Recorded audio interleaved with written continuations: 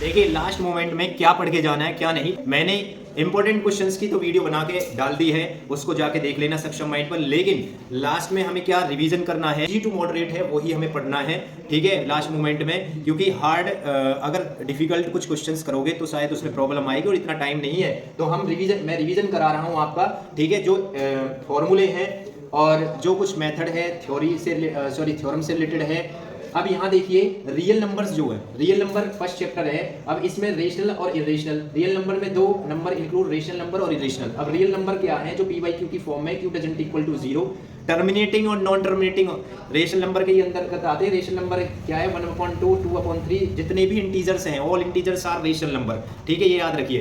तो जो number line पे शो होते हैं 0, 1, 2, 3 और -1 नेगेटिव इंटीजर 0 और पॉजिटिव नंबर जो है वो रेशनल नंबर है। अब उसमें टर्मिनेटिंग और नॉन टर्मिनेटिंग क्या है, देखिए अगर 2.5 है ये टर्मिनेटिंग है। जैसे हमने डिवाइड किया, मान लो कोई नंबर दे दिया हमें 40 दे दिया, ठीक है। अब इसमें हमें ये जो है ये 10 से डिवाइड करना है, ये 4 आ गया तो ये टर्मिनेटिंग है। अगर कोई डिवाइड करने पर मानो 2.86 आ रहा है या 5 आ रहा है यहाँ, तो ये भी क्या है, टर्मिनेटिंग है। ऐसे ही यहाँ नॉन टर्मिनेटिंग के एग्जाम्पल ये है जिसमें अगर हम डिवाइड करें 10/3 जैसे 3.3333 ये आ रहा है, तो ये नॉन टर्मिनेटिंग है, नॉन टर्मिनेटिंग और रिपीटिंग है, ठीक है। तो ये आ गए इसमें रेशनल नंबर में। अब है इरेशनल नंबर में क्या है, जो नॉट यानी कि पी बाई क्यू की फॉर्म में नहीं होता। जैसे प्राइम नंबर की अगर स्क्वायर रूट देखें तो जो है स्क्वायर रूट निकालेंगे तो उसका पूरा स्क्वायर रूट नहीं आता है, तो वो है इरेशनल नंबर।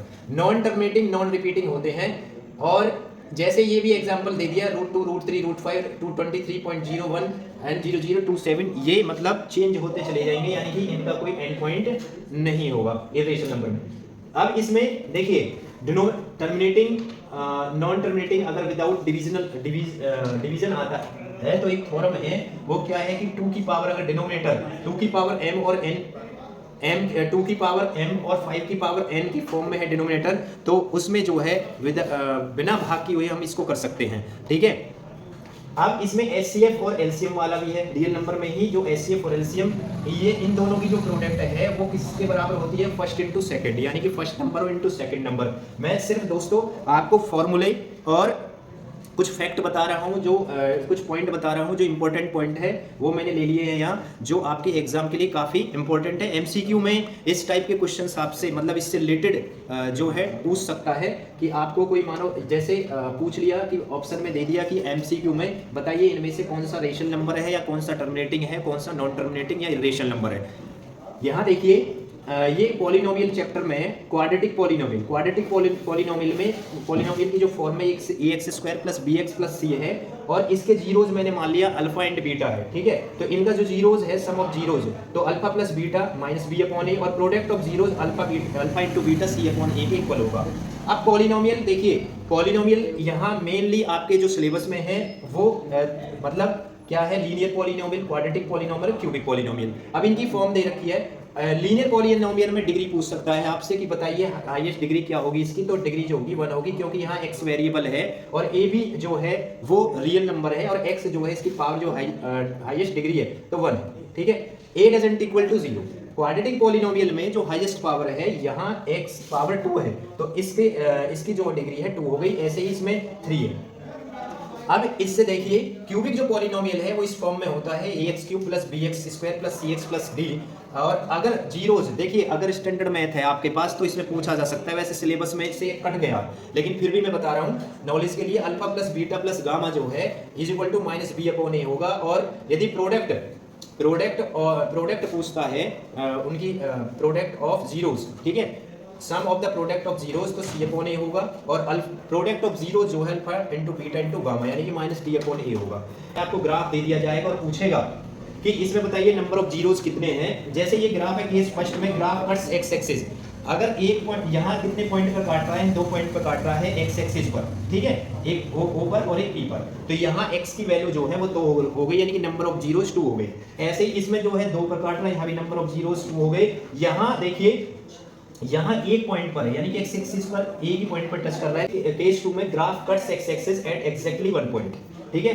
तो एग्जैक्टली अगर 1 पॉइंट पर काटता है तो x की वैल्यू भी जो है नंबर ऑफ जीरोस भी एक ही होगा। केस 3 में graph does not cut x axis, यदि एक्स एक्सिस पर कट नहीं करता है और एक्स एक्सिस की फॉर्म में अगर आपको कोई भी इक्वेशन मतलब पॉलिनोमियल दे रखा है तो अगर एक्स एक्सिस पर कट नहीं कर रहा है तो देयर इज नो सॉल्यूशन या फिर नंबर ऑफ जीरोस जो है वो जीरो होगा।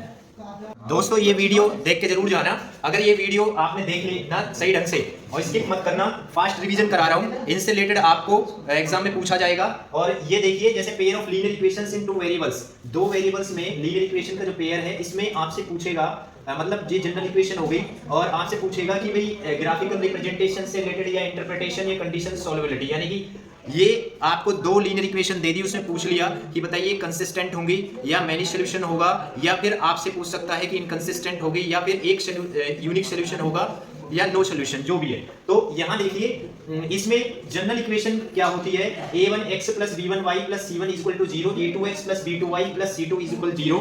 अब यहाँ देखिए इसमें अलजेब्रिक मेथड जो है, दो अलजेब्रिक मेथड लगाए जाते हैं x और y की वैल्यू निकालने के लिए, क्योंकि थर्ड मेथड तो बढ़ गया है क्रॉस मल्टीप्लिकेशन, आपके लिए बाय सब्स्टिट्यूशन और बाय एलिमिनेशन मेथड है, ठीक है। और इसमें पेयर ऑफ लीनियर जो है, जैसे यहाँ लीनियर इक्वेशन दे दी, अब a1/a2 की वैल्यू निकाली तो इसके कोफिशिएंट देख लिए 1/4, ये 2/5, b1/b2 हो गया और इसे c1/c2, ठीक है।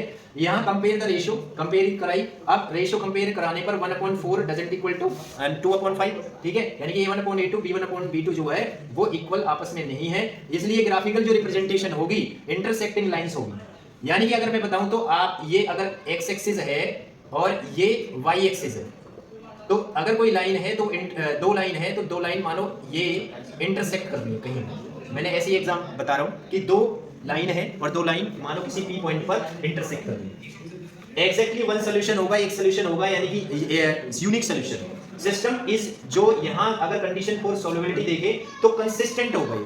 नेक्स्ट है ऐसे ही कॉन्स्टिट्यूएंट लाइंस के लिए इनफाइनाइटली मेनी सॉल्यूशंस होंगे। इनफाइनाइटली सॉल्यूशन में क्या होगा कि a1/a2, यहाँ a1/a2 1/2 आया, यानी कि 2/4 2 से कट गया है, और 3/6 है b1/b2, और यहाँ c1/c2 9/18 है, तो c यानी कि 9 1 9 9 2 18 1/2, तो सभी इक्वल आ रहे हैं। तो यहाँ ये अगर कंडीशन आती है इक्विवेलेंट की तो यहाँ इनफाइनाइटली मेनी सॉल्यूशन होंगे, और ग्राफिकल रिप्रेजेंटेशन होगा तो एक ही लाइन पर दूसरी लाइन लाई करेगी, एक ही लाइन पर दूसरी लाइन लाई करेगी, यानी कि अगर ये AB है लाइन है तो मानो CD लाइन भी इसी पर लाई करेगी, ठीक है। और जो मतलब इसका जो कंडीशन होगी कंसिस्टेंट की होगी, तो यूनिक सॉल्यूशन में और मैनी सॉल्यूशंस में कंसिस्टेंट की कंडीशन होगी। यहाँ देखिए नेक्स्ट है पैरेलल लाइंस केस में क्या होता है, a1/a2 b1/b2 doesn't equal to c1/c2। मैंने एग्जांपल ले लिया, यहाँ दो इक्वेशन ली, x1 ये इक्वेशन है और यहाँ कोफिशिएंट x का 1 हो गया, 1 यहाँ a2 जो है 1/5 मतलब 1/5 हो गया, और 1/5 a1/a2, b1/b2 जो है 2/10, यानी कि 2 से कट गया, 2 1 2 2 5 10 1/5, ऐसे ही ये आ जाएगा c1/c2। तो ये निकाली, इसमें पैरेलल लाइंस आई, अगर ये कंडीशन आती है, ठीक है, तो ये पैरेलल लाइंस नो सॉल्यूशन होगा और सिस्टम इज इनकंसिस्टेंट। इसमें क्वाड्रेटिक इक्वेशन में देखिए ax² + bx + c, इसकी जनरल इक्वेशन क्या होती है, ये फॉर्म होगी जनरल इक्वेशन क्वाड्रेटिक इक्वेशन की। और क्वाड्रेटिक फॉर्मूला, अगर आपको x की वैल्यू नंबर ऑफ जीरोस निकालने हैं, दो ही नंबर ऑफ जीरोस आएंगे इसमें क्वाड्रेटिक फॉर्म में, ठीक है। क्वाड्रेटिक इक्वेशन को x की वैल्यू निकालने के लिए क्वाड्रेटिक इक्वेशन में तो -b + b √b² - 4ac/2a, ये फॉर्मूला जरूर याद रख लेना। अगर फैक्टराइजेशन मेथड से आपसे क्वाड्रेटिक इक्वेशन सॉल्व नहीं होती है तो इससे आप सॉल्व कर सकते हो। इसमें ABC जो है वो रियल नंबर्स है, ये a डजंट इक्वल टू 0। अब यहाँ नेचर ऑफ रूट्स निकालने हैं। नेचर ऑफ रूट्स आपको क्योंकि इससे रिलेटेड क्वेश्चंस पूछे जाएंगे, तो d = b² - 4ac, ये फॉर्मूला, ये डिस्क्रिमिनेंट का फॉर्मूला है। अगर नेचर निकालने तो इसको चेक करना होता है कि d इज ग्रेटर देन 0, यदि ग्रेटर देन 0 है तो टू डिस्टिंक्ट रियल रूट्स होंगे, यानी कि अलग अलग दो रियल रूट्स आएंगे। d इक्वल टू 0 है तो टू इक्वल रियल रूट्स, ठीक है, दो इक्वल रियल रूट्स होंगे, और d is less than 0 no real roots, imaginary आएगा, ठीक है, यानी कि x की वैल्यू आयोटा की फॉर्म में आएगी, ठीक है, जो कि आपकी सिलेबस में नहीं है, लेकिन आपसे पूछेगा अगर लेस देन 0 है, नेगेटिव आता है, d अगर नेगेटिव आता है, मानो अगर कोई नंबर माइनस में आया, ठीक है, तो वो क्या होगा, वो 0 से कम होगा, -5 आ गया तो 0 से कम है, ठीक है। तो डिस्क्रिमिनेंट जो है d = b² - 4ac, ये फॉर्मूला जरूर याद कर लेना। सोल्यूशन ऑफ क्वाड्रेटिक इक्वेशन दो टाइप से है, एक तो फैक्टराइजेशन मेथड है। फैक्टराइजेशन मेथड में जैसे x² + 7x + 10 = 0 लिया, इसके tan के ऐसे tan 1 जा tan, इसमें x² कोएफिशिएंट में मल्टीप्लाई करेंगे tan की 1 में, तो जो कांस्टेंट टर्म की इसमें कर दिया, अब मल्टीप्लाई करके 10 आना चाहिए, ऐड करके जो है 7 आना चाहिए। स्प्लिट मेथड में स्प्लिट करेंगे इसको, तो 5 2 जा 10, 5 और 2 को ऐड करेंगे 7 आया, मल्टीप्लाई करिए 10 आया, तो x कॉमन ले लिया, x + 5 आया, और अंदर जो है 2 को यहाँ 2 कॉमन लिया, x + 5 = 0। x + 5 कॉमन आ गया, x + 2 अंदर रह गया और = 0। x की वैल्यू आ जाएगी यहाँ से -5 और x मतलब एक दूसरी वैल्यू -2। तो ये तो हो गया फैक्टराइजेशन मेथड। दूसरा है बाय कंप्लीटिंग स्क्वायर मेथड है। अब इसमें क्या करेंगे, तो स्क्वायर बनाना पड़ता है। जो आपको इक्वेशन दी है क्वाड्रेटिक इक्वेशन, x² - 5/2x + 3/2, यानी कि 2 से डिवाइड कर देंगे, जो कोफिशिएंट है x² का उससे हम डिवाइड कर देते हैं उस इक्वेशन में। अब यहाँ कंप्लीट स्क्वायर मेथड कर ले, मतलब उसको स्क्वायर बनाएंगे, तो हम यहाँ 2 से ऊपर नीचे मल्टीप्लाई करके, ठीक है, यहाँ क्योंकि हमारा जो फॉर्मूला होता है अगर देखा जाए a + b का होल स्क्वायर, अगर इसे देखें तो a² + 2ab + b², ये वाला फॉर्मूला है, ठीक है। इसी में हमें फॉर्मेट बनाना होता है। अगर माइनस आ रहा है तो माइनस कर देंगे, ठीक है, माइनस के उसमें आ रहा है तो यहाँ आ जाएगा माइनस, ठीक है। इसको बना लेंगे, क्या ऐड करना है क्या सब्ट्रैक्ट करना है। तो x की वैल्यू यहाँ 3/2 और x = 1। क्योंकि ये दोस्तों काफ़ी लंबी वीडियो हो जाएगी, मैं फटाफट बता रहा हूँ आपको कि फॉर्मूले मेथड देखिए। अर्थमेटिक प्रोग्रेशन में एपी सीरीज से रिलेटेड क्वेश्चन पूछे जाएंगे दोस्तों। तो an जो है, ये जनरल फॉर्मूला जो है, इसका जनरल एपी सीरीज जो है a, a + d, a + 2d a + n - d। अब जो अगर आपको nth टर्म निकालनी है तो nth टर्म के लिए फॉर्मूला होता है a + n - d × d। अब अगर इसमें a क्या है, a फर्स्ट टर्म हो गई, d जो है कॉमन डिफरेंस हो गया, और n = नंबर ऑफ टर्म्स हो गई, और an जो है वो nth टर्म है, l जो है वो लास्ट टर्म है। AP इज मैंने कोई AP मान ली कि 8, 15, 22 एंड सो। इसमें फर्स्ट टर्म जो है A8 है, D जो है इस सेकंड टर्म में से फर्स्ट टर्म माइनस कर देंगे तो ये आ जाएगी 7। A20 अगर 20th टर्म हमें निकालनी है तो ये फॉर्मूला हम अप्लाई कर देंगे a + n - 1 × d वाला, तो इसमें पुट कर देंगे तो ये वैल्यू जो आ जाएगी ये 141 आ गई 20th टर्म, ठीक है। काफी मस्त वीडियो, बेहतरीन वीडियो, और आप कमेंट बॉक्स में बताएं कि कैसी ये वीडियो लगी आपको, ठीक है। उससे आप शेयर करेंगे, ठीक है, अपने दोस्तों को।